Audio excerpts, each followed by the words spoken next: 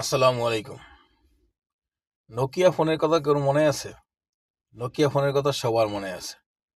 যারা ওই সময় দেখছে নোকিয়া ফোন। এই প্রজন্মের কাছে হয়তো ওরকম নাই, কিন্তু আশ্চর্য মনে ওদের কাছে নোকিয়া। নোকিয়া ফোন একসময় মার্কেটের বিশ্বের সেরা ফোন ছিল। বিশ্বে প্রথমেই ছিলই নোকিয়া ফোন। নোকিয়ার বাটন ছিল, ভিডিও ছিল, নোকিয়ার কত বড় ডান্ডাওয়ালা ফোন ছিল। মানে নোকিয়ার ফোল্ডিং, মানে অনেক নোকিয়ার মার্কেট ছিল। কিন্তু আজ নোকিয়ার কোনো অস্তিত্ব নাই। মার্কেটে থাকতেও মানুষ ব্যবহার করে না কেন? প্রযুক্তিগতভাবে বা বর্তমান বিশ্বের সাথে তাল মিলিয়ে চলতে পারে না নোকিয়া। এই জন্য নোকিয়া এখন কি হয়েছে, মার্কেট থেকে একেবারেই বিলুপ্ত। চায়না প্রযুক্তিগতভাবে কত আগানো, আজ সবার হাতে হাতে চায়না ফোন। মার্কেটে আইফোন, ব্ল্যাকবেরি, এইটা সেটা, মানে হাজার হাজার আইটেমের এখন ফোন বেরিয়েছে। ওনারা কম দামে দিতেছে এবং কি প্রযুক্তির সাথে তাল মিলাই রাষ্ট্রের বর্তমান বিশ্বের সাথে তাল মিলাই কিন্তু আগে গেছে। তো যে কোনো রাষ্ট্র যদি প্রযুক্তিগত সাথে যদি না আগাইতে পারে, তাহলে সেই রাষ্ট্র পিছিয়েই থাকবে। এটাই স্বাভাবিক। প্রযুক্তির সাথে সাথে রাষ্ট্রকে কিন্তু সামনের দিকে আগায় নিতে পারলেই ওই রাষ্ট্র সফল। তবু আমরা বাংলাদেশ প্রযুক্তির সাথে মিলে ওইভাবে চলতে পারি না।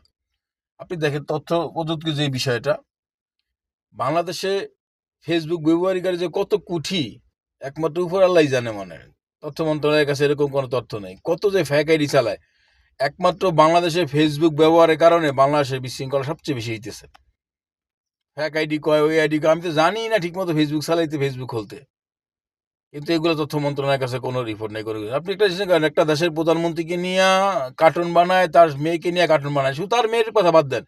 এরকম আমার মেয়ে আছে, অন্যের মেয়ে আছে, এরকম যেসব মেয়েরা আমাদের মা বোনরা আছে তাদেরকে নিয়ে বিভিন্নভাবে বক্তব্য দিতে আছে, বিভিন্নভাবে কথা বলতেছে, বিভিন্ন ফেসবুক আইডিতে ইয়া করতেছে, এআই দিয়ে এখন কত পদ্ধতি।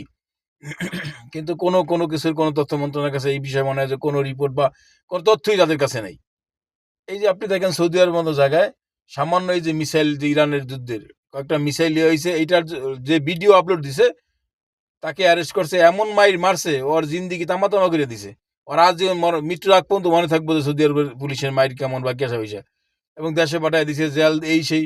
কোনো কিছু প্রচার করতে হলে আপনাকে হিসাব করে প্রচার করতে হবে। বাংলাদেশে তা না। বাংলাদেশে প্রধানমন্ত্রীর মেয়ের কার্টুন বানায় প্রকাশ করতেছে, কোনো বিচার নাই, কোনো কিছু নাই। মানে এগুলো জানাই নেই, এগুলো প্রযুক্তি। প্রযুক্তিগতভাবে অনেক পিছিয়ে আছি, এই জন্য এইগুলা সম্ভব। আপনি দেখেন ফেসবুকে এখন সর্বকাহিনীগুলা ফেসবুক হইতেছে, সম্পূর্ণ ভুয়া খবরগুলা, পিছনের খবরগুলা, বর্তমান নতুন খবর, পিছনের খবর, বিভিন্ন খবর দিয়া মানুষকে বিভ্রান্ত করতেছে। তথ্য প্রযুক্তি যদি আগানো না থাকে, তাহলে রাষ্ট্রের পরিস্থিতি এরকম